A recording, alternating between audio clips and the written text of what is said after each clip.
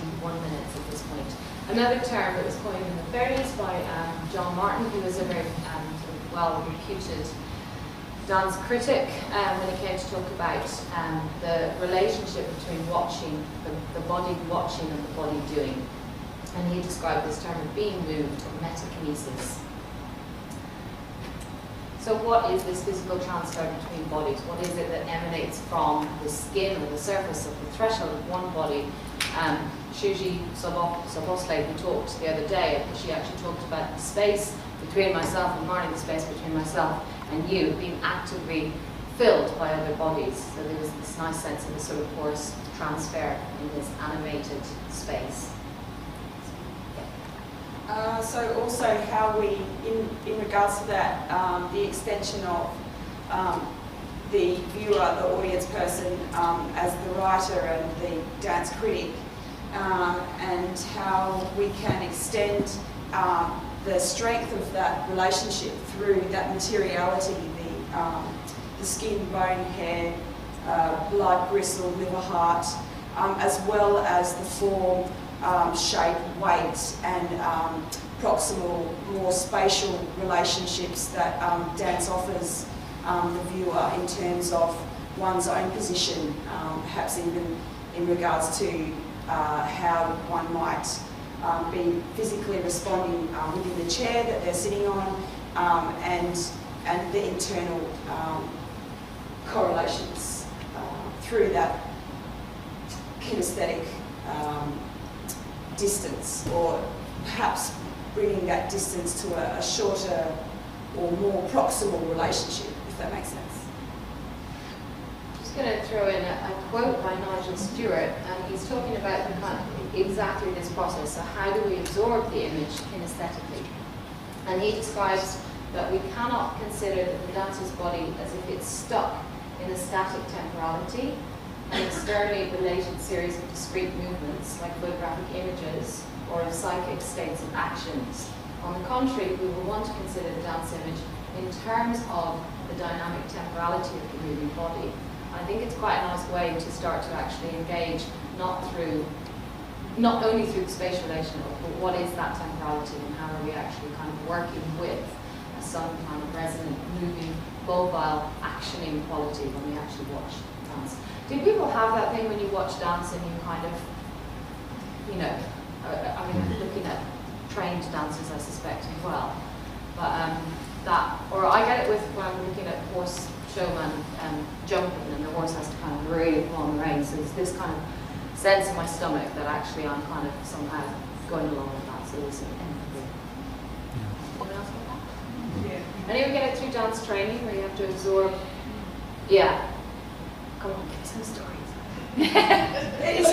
It's also about, like, I think that we'd really like to hear people's stories and you know, moments of that real fleshed experience between you know, yourself as a viewer, as an active spectator or observer, you know, of movement. And I think that that's, I guess, our argument in the end is about what is the potential for dance to generate, you know, beautiful and you know, deep experiences for not only ourselves but, you know, our networks and audience.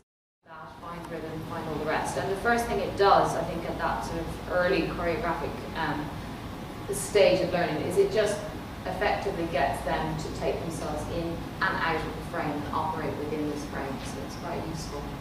It's quite a useful one. And also this, you know, they naturally have to kind of think about other ways, or they can turn it upside down, or they can kind of make it small, make it large. So another way just to kind of disrupt the viewing point.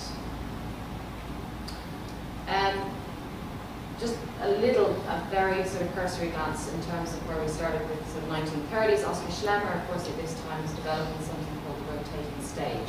So he also was thinking about how can we view audience, or how can we view dancing around. So I'm not going to really jump into this because, again, it was just sort of background, and I'll come back to our questions. But in terms of the relationship of dance and painting, up until really this sort of pre-expressionist form, there was a very slippery treatment of the moving body. So how do we capture bodies in motion? How do we actually capture this fluid fluent sense. And Day8, who of course was Toulouse-Lautrec's master, captured dance, but it was always dancers in preparation for flight, in preparation for movement, waiting at the sides of the stage. So anatomically, it was all reading was very sort of faithful on paper, but you don't really see his dancers as if they were moving in motion. Just as a carry-on, slightly separate, but Bodyweather founder Amabuto Dancer Tanaka says that the relation between the audience and the dancer is that we exchange the premonition that my dance may be found in you too. I think that this kind of exchanging, this is still a quote from Min, I think that this kind of exchanging or sharing is an important element of dance. So I think that for us, what I'm interested in, what we're interested in, is about what that potential is to embrace dance as a mode for an exchange, or as if it isn't already, but interested in sort of developing a dialogue that is based on that sharing of experience of the moving body. There was a couple of experiments done in the 1970s, and Brian Masumi talks about this. They actually used to cut a ping pong ball in two and put it over willing participants' eyes. And it was part of a series called exploring what they called Ganzfeld, or total vision. And what would happen is participants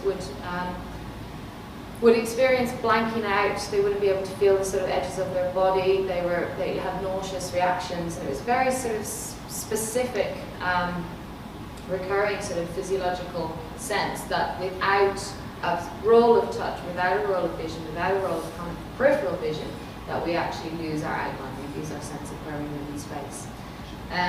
One of the things that Marnie and I do when we take dancers and work with dancers, we work mostly in environment. So we have the luxury of an extended studio space and longer trajectories. And one of the things the first things we will do is blindfold participants, walk backwards, well, either or, sometimes both together. So what we're doing is we're actually deliberately tripping up those normal functioning kind of ways of reading and mapping landscape. And I don't know if anyone's ever tried walking backwards for a long period of time, but if you follow, and I mean it has to be a fairly kind of clear route, but if you like, the person at the back of the line, the last person who's walking backwards is dictating the speed. The person at the front of the line is just watching out if there's anything like rocks or sheep or anything in the way. So you do this for sort of a sustained period of time, and then when you stop, and it's really, I do recommend trying this, go around Freddie Griffin later on, when you stop, you get an extreme tunnel vision. And so what's happening is the actual vestibular bulb, the fluid in the ear, is actually causing you to sort of feel like you're still going backwards. So you're capturing motion, arresting motion, but at the same time everything else is switched on.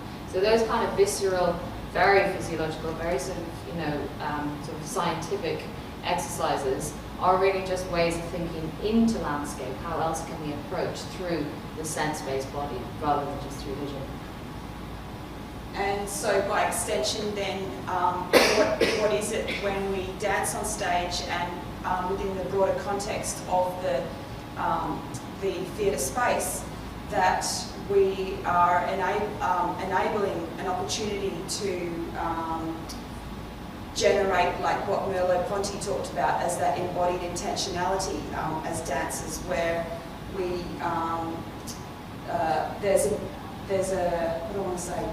there's an implication of sharing that embodied space just by being in the space together. So I talk beyond the stage, the line of the edge of the stage, and how do we as dancers enable the broader receptacle, is that the word, where the lines of intentionality broaden across the stage and into the audience, where we can perhaps move our audience